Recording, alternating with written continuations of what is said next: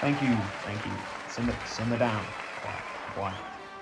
Hello, and welcome to the first annual Mobile Game Awards. Yeah!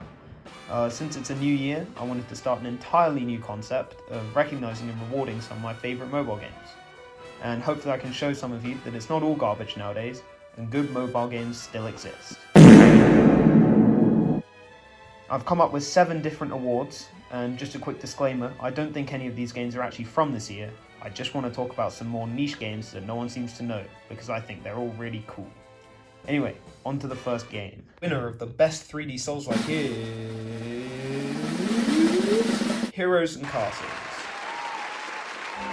A couple big things I need to get out of the way before I go into the analysis. Number 1, this game is old.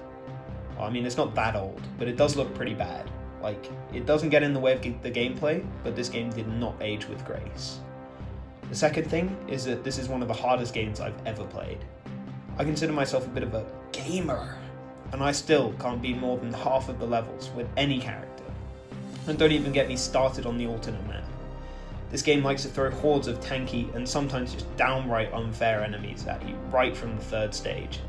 My footage here doesn't do it justice. I'm playing the easier levels with my best characters and still getting my ass kicked. But I think that's what makes this game so enticing for me. It's a constant challenge that I'm determined to beat. Like, I've been playing the game on and off for years, just trying to get a bit further each time with some new strategy or idea. It's also just a really fun concept and core gameplay loop. Like, the progression is really well done, with your character acquiring unique skills, leading to vastly different playstyles for each character as you level them. You're also encouraged to experiment with all the different characters, as playing through the same stage with a different character will give you the same amount of upgrade points, which you can then use to upgrade your towers, units and walls, and are vital for getting to the harder levels. And I mean, how bad can a game really be that's about defending a castle in first person against hordes of monsters? One final thing, I really should have put this at the start, but some people are probably thinking, how can this really be a Souls-like? I mean, there's not even a roll button. And to those people, I say, shut the hell up. Literally no one asked. And the winner of the best 2D Souls-like is The Watcher Chronicles. Now, although this game is also on Steam, I'm going to call it a mobile game for the sake of this video because of how good it is. This game is so polished, well made, and smooth to play that it ended up being the only game I've actually written a review for on the App Store. If you're part of the endlessly waiting for Silksong Club, which I'm assuming exists no matter when you're watching this game might scratch the Souls-like Metroidvania itch. Sure, it isn't as full to the brim with content and charm like the bigger budget console Metroidvanias like Hollow Knight, Blasphemous or Ori, but it's surprisingly close in terms of actual gameplay. The combat feels really good, with a nice mix of weapons, ranged and magic options. The bosses and enemies are really varied and have some awesome designs and movesets as well. There is one problem though. Much like Heroes and Castles, the devs went a bit overboard on the difficulty front, but I found that the sword and shield was leagues above the other weapon types, with a block that nullifies any damage and a fast moveset. So, if you're struggling on the first boss trying to use some awesome massive sword, much like I did, consider switching your weapon and the game will feel much fairer. My first playthrough of the game ended up being a meaty, no filler 15 hours. For £7, I think that's a pretty good deal, so give it a go if you like the genre. And the winner of the cutest little pixel art game is The Last Vikings. This is another really polished and well-made game, where you go on raids on both land and sea, slowly building your Viking crew and unlocking and upgrading your heroes, weapons and boat.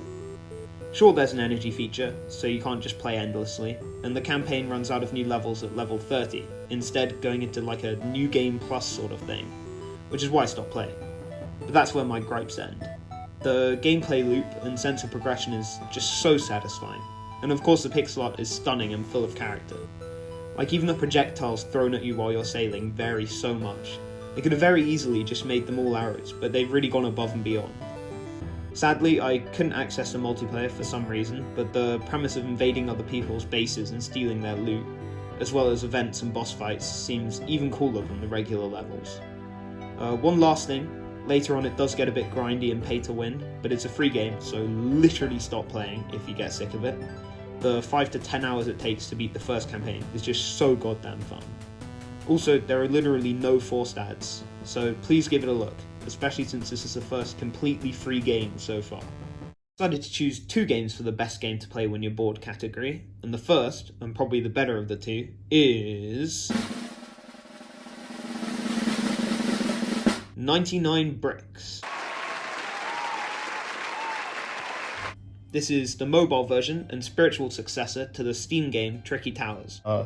Just after reciting that bit of the script, Max here, I've now just realised that doing the research that I should have done before, that 99 Bricks is actually the game that came before. It's the first one. Tricky Towers came after. I'm dumb. I'm an idiot. I'm stinky. Alright, have fun with the rest of the video, the 3 people who are still watching, which I haven't played. Instead of having multiplayer, this game takes the endless single-player approach. Also, before I forget, of course it is another completely ad-free game, which is also free to play, so definitely give it a look if you're at all interested. Anyway, the premise is simple. Tetris with gravity, where instead of trying to get rid of the box, you're trying to get as high as possible. Of course it's not that simple. There are a bunch of really well-made hazards and abilities, which are mostly displayed in my footage, but I'll quickly go through a couple cooler ones. You can defy gravity, create platforms, and turn your bricks to gold with spells. Bricks can be made huge, slippery, fast, or disappear through evil wizards, and the higher you go, the windier it gets, and the quicker the bricks fall. On top of this, there are missions you have to beat to pass each lesson of wizard school and unlock the next ability. The base mission shouldn't take too long, but getting an A star on all the maps and unlocking the fabled Master Wizard cosmetic is brutal. I've played the game on and off for at least 20 hours, and I've barely made a dent in these missions, so good luck. But like any good endless game, whenever I die, I want to go again, and there's absolutely no bullshit. Every time you fail, it's completely your fault, which is something I think is really important to get right. And the second winner is Paco Forever. This game is crazy. Much like 99 Bricks, the premise is relatively simple. Survive the cops by driving around for as long as possible. You die in one hit, so the gameplay is high stakes and fast paced, and you unlock new cars and maps as you go. What makes this game fun, however, are the special abilities and random events. These are just mental. From giant robots to just the apocalypse, you have no idea what you're going to run into. Quick warning, this game does have ads, but you're allowed to just turn on airplane mode to skip them. There's not much else to it, but this game makes you just want to have one more run, over and over, and its simple controls and tight gameplay make it ideal to just pick up for 5 minutes when you're bored. And the winner of the most polished and well-made is the Fisher Cat. Oh my god, this game is so cute. You play as a cat, or other cute animal, which you can unlock as you progress, who, you guessed it, goes fishing. But this isn't some pansy-ass fishing minigame. No, this is more of a fast-paced arcade shooter, where you have to harpoon a vast array of fishes while avoiding jellyfish before your oxygen runs out. You can unlock new harpoons, which are all really well designed and varied, as well as upgrade your boat to reach new areas.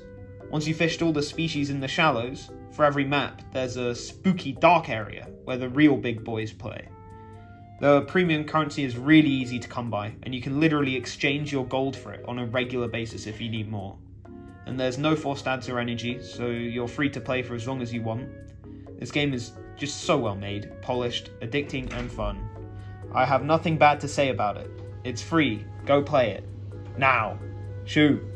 Stop watching! Please don't stop watching. I need the viewer retention. And the winner of Best Atmosphere is Soda Dungeon. Now, to my dismay, this game no longer opens on my phone, so I'll just let the trailer guy explain it to you. You're a penniless coward. But maybe with the right soda, you could convince the right people to help you earn a little gold, to purchase new items, and hire more adventurers that earn more gold.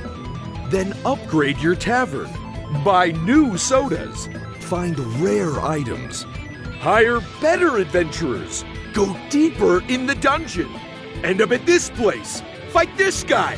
Maybe you'll even make it here. Well, this thing's just gonna kill you. That's just a bad idea. And if you're lucky, you'll even see what this thing does when it... Wait, what is this? Where are you taking me? Stop. Stop. No. No. Stop. The main reason why I chose this game for best atmosphere is its entirely distinct retro pixel art style. The colour schemes and tone of the backgrounds always felt so unique and cool to me, and the gameplay and progression are awesome as well. I don't know how you can get hold of this, but if you can, please play it. It's the only game that allows you to buy no ads for in-game currency, which I think is genius. I don't think there's any ads anyway. Also, my second photo ever is a screenshot of this game, so if that doesn't persuade you, I don't know what will. There's also a sequel, which is pretty cool, but the original will always hold a special place in my heart. The winner of the best game overall is... It's Battle Cats.